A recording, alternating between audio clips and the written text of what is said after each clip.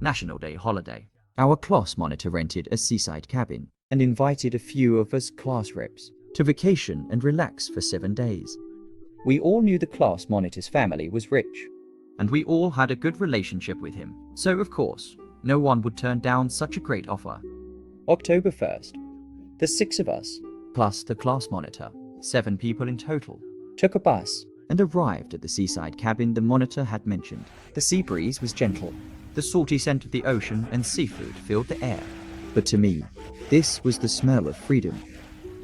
It was my first time seeing the sea. If I had the chance, I would love to stay here forever. Stop standing there. Come pick your rooms. Unpack first. In the distance, the class monitor was calling us from in front of the cabin. Wake up, wake up. I suddenly woke up as someone shook me. Looking at the other 6. My head felt dizzy. What happened? Why did I fall asleep? I asked. It's not just you. We all passed out, someone said. Class monitor, what's going on? The 7 of us looked at each other, confused. No one seemed to know what had happened. Finally, all eyes turned to the class monitor. It's already dark. We arrived at PM right, but now it's PM. We've been asleep for 6 hours. How did we all fall asleep like that? Could this place be haunted? Don't look at me. I have no idea either. All I know is, After we all entered this cabin, we blacked out. Strange. I feel like something's missing. They all started talking at once, but my eyes Were drawn to a piece of parchment on the floor. I picked it up, and when I read what was written on it, a chill ran straight down my spine. First, after midnight, do not linger in the living room. Bedrooms are absolutely safe. Second, after midnight, no matter what noises you hear outside the bedroom, do not respond. Keep doors and windows shut until dawn.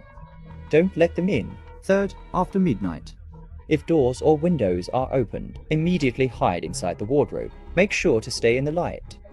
ignore whatever they do. Fourth, there is stored food in the kitchen. Eating it will replenish your strength, but do not overeat and do not waste it. Fifth, at PM every night, someone will knock on the door. You can ask them one question. Their answer will always be correct. Sixth, one of you has already been parasitized. Be wary of them. Seventh, do not let the parasite know your names. Eighth, you must not harm others. Ninth, breaking the rules will result in punishment. Do not attempt to help anyone who is punished. Everything will return to normal after 17 days. During this period, do not attempt to leave the cabin. Look at this, everyone. I interrupted their conversation. Once they passed the note around, everyone's face turned pale. Then, their gaze turned back to the class monitor. Class monitor, are you messing with us? Lily, it's not like that. I really don't know what's going on. All I wanted was to invite everyone to have fun. Ah, how about this? I'll call the agent who rented me the house.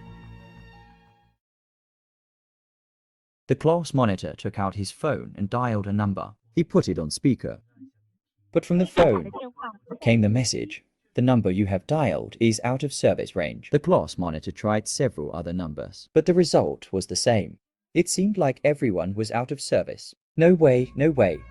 What's wrong? Usually when this happens, it's most likely that we've entered some kind of horror dimension. That's why calls can't get through. So what you're saying is, the rules written on that parchment are real too. FK your mother, doing this kind of crap to me. I'm leaving today, damn it. Yongji, don't be impulsive. We couldn't stop him in time. Yongji walked straight to the main door. He twisted the doorknob, But nothing happened. then he kicked it a few times. Still, no reaction. You could say, that door was like a wall, not even shaking a bit. How can this be? Yongji turned back to us in shock. We looked at him in disbelief as well. Given his size, how could he not even make the door budge? Just as he was about to say something, he was interrupted. Don't call my name. Why? Right now, if my guess is correct, we really are in a bad place. I don't know what will happen if we break the rules, but only by following them. can we get out of here alive? And you just tried to call my name, almost making me break rule number 7. Do not let the parasite know your name. But you just called mine too. Yongji's face showed a trace of panic. It's fine since it's not my full name. From now on, let's just call each other by titles. For example, I'm the geography class rep. You can call me Xiao Di. Then I'm Xiao Shu. Then wouldn't I be Xiao Shi? Xiao Shi, who sat next to me, exclaimed. But no one else seemed to get his joke. Everyone's expression was dead serious. He looked at me awkwardly. I just gave him a polite smile in return. The room fell into a heavy silence. Everyone was staring at the rules, thinking about bad possibilities. What about you guys? Aren't you going to say what your titles are? At that moment, the class president broke the silence, looking at me and the 2 other girls. I'm the Chinese class rep. Just call me Xiao Yu. I'm the literature class representative. Political class representative. Xiao Zheng. I'm Xiao Ying. Why? Is class president suspecting us of being the parasite? No, I'm just guessing. Since the parasite doesn't know our names, Could it also not know its own designation? So it's not class president. then could the parasite actually be you? Impossible. I just called out to Lily. I know her name, right? Right, Lily.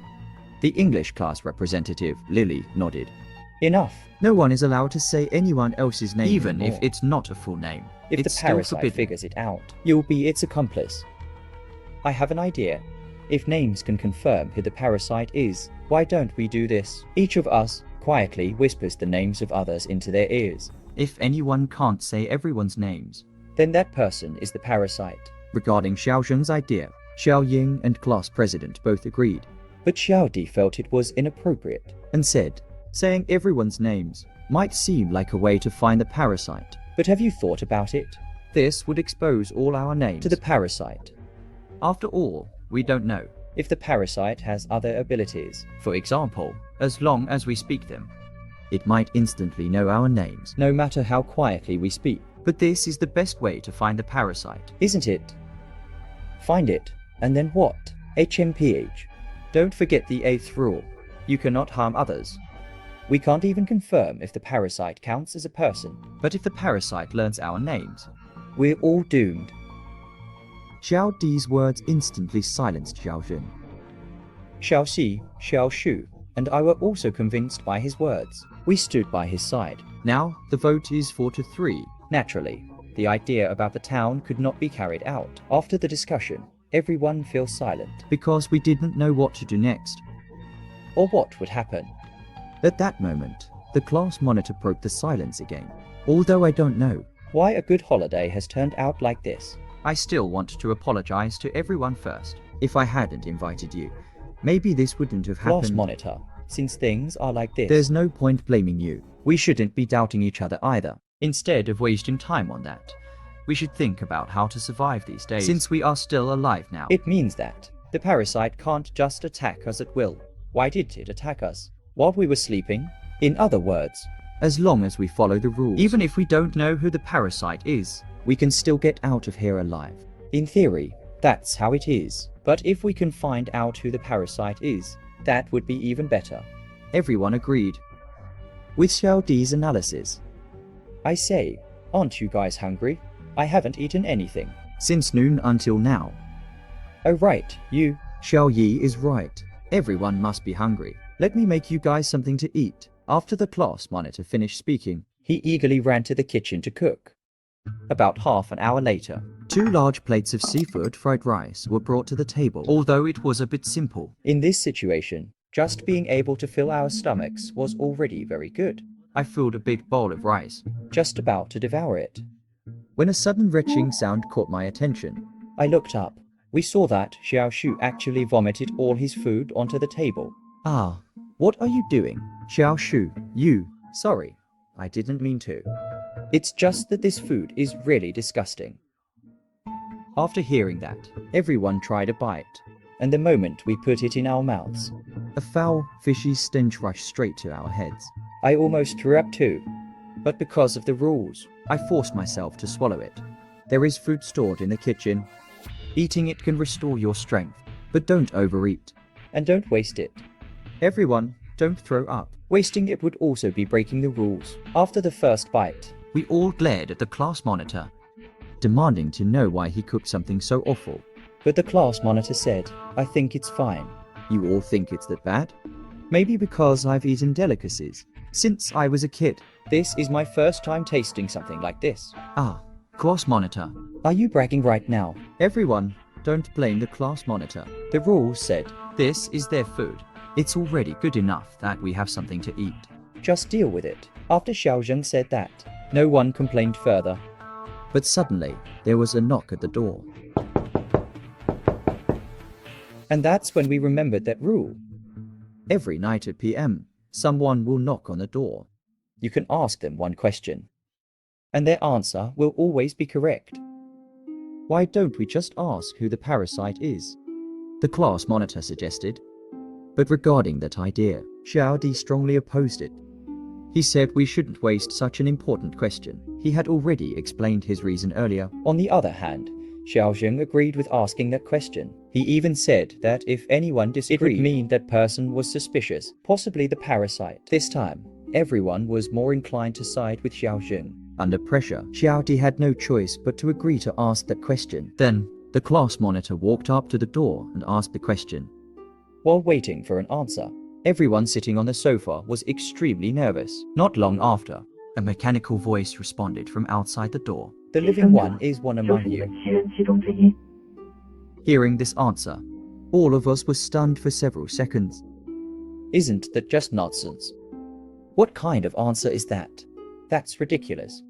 What kind of response is that supposed to be? Wei Da was right. Maybe it was the way we asked the question that was wrong. But now that it's done, we can only leave it at that for now. At least it lets us know there is indeed a parasite among us. For a long time afterward, we were all eating that damn seafood fried rice. It wasn't until 11:30 p.m. that we finally finished those two huge plates of fried rice. The air was filled with the smell of seafood and vomit, a nauseating stench. Well, it's getting late. Everyone pick a bedroom and get some rest. Don't come out after midnight. Everyone agreed. Standing up to choose rooms. But it was then that we realized There were only 6 rooms in the cabin, 3 on each side of the living room. What does that mean? Only 6. so that means 2 people have to share a room. Anyway, I want a room to myself, Xiao Ying said. And walked straight into the only numbered room. Hey, Xiao Ying. Before the class monitor could finish, She slammed the door shut with a bang. I want a room to myself too. Xiao Zhen picked room number 2. As for me, I snore at night, so I don't want to disturb you guys. 1 room for myself is fine. Xiao Di went to room 3. Now, there are only 3 men and 1 woman left with 3 rooms remaining. I was about to suggest. Letting the remaining girl, Xiao Xi, pick a room for herself, when he blushed and shyly walked up to me, saying, Xiao Yu, can I share a room with you? His words left me a little at a loss. Although Xiao Xi and I usually get along well. We're not close enough to share a room, right? Don't overthink it. I'm just a bit scared. So I wanted to stay with someone. The other 2 girls, Xiao Ying and Xiao Sheng, are staying by themselves. That's why I came to you. But in that case, wouldn't it be safer to room with Xiao Shu or the class leader? Yeah, Xiao Xi, come share a room with me. Xiao Shu chimed in. I'll give you all the safety you want, Xiao Shu said as he lifted his shirt, Showing of his 8-pack abs. But Xiao Xi just looked at him with disgust. Then he turned to me and said, I don't think he's very reliable. And as for the class leader, well, you know. Indeed, the class leader's heart belongs to Xiao Ying. No way he would share a room with Xiao Xi. Since that's the case, and since there aren't enough rooms anyway. You can just room with me. Okay. So, I ended up rooming with Geo1 in room 4. Meanwhile, Xiao Shu and the class leader took room 5 and room 6 respectively. Once inside the room, after a quick wash-up, it was already midnight. Before dawn, keep doors and windows shut. Don't let them in. I locked the door and windows and drew the curtains. To take care of the girl, I let Xiao Xi sleep on the bed, while I took the sofa. Lying on the sofa, I couldn't fall asleep at all. Maybe because I had slept for 6 hours in the afternoon. Maybe. It's just that this strange place has ruined our mood. Xiaoju, are you a parasite? Xiao Xi suddenly asked from the bed. Of course, I'm not. What about you? I asked back. I'm not either. Hearing that, I couldn't help but laugh. Just words alone. How can we prove that? Xiaoxi, do you trust me? If you do, then I trust you too. For the next while, we chatted aimlessly, on and off, until we both got drowsy and were about to sleep. Suddenly, a series of knocks startled us awake. Yukong, GA1, open the door, quick. Help me, help me. From outside came Xiaoshu's voice. I glanced at the time. It was already past M. Xiaoju, what should we do?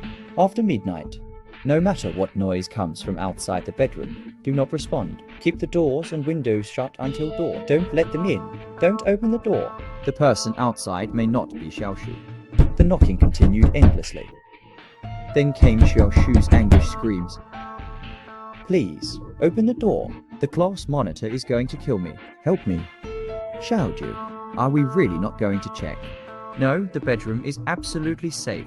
Even if it's really Xiaoshu out there. We can't go out. Besides, Xiaoshu's room is right next to ours. If he left his room, how could we not hear his door opening? But Xiaoxi was about to say something, but swallowed it back down.